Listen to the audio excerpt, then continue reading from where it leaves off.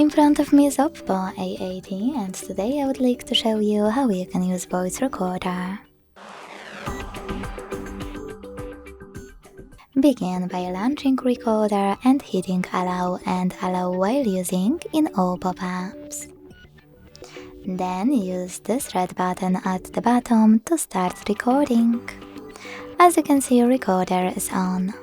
To pause it or unpause it, use the same red button.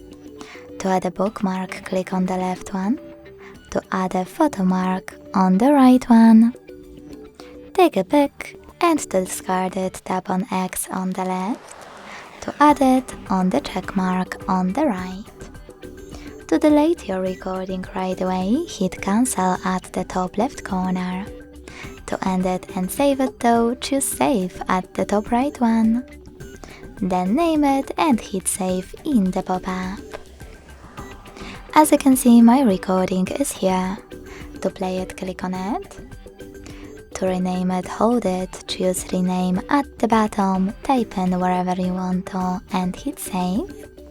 And to delete it, also hold it and tap on delete.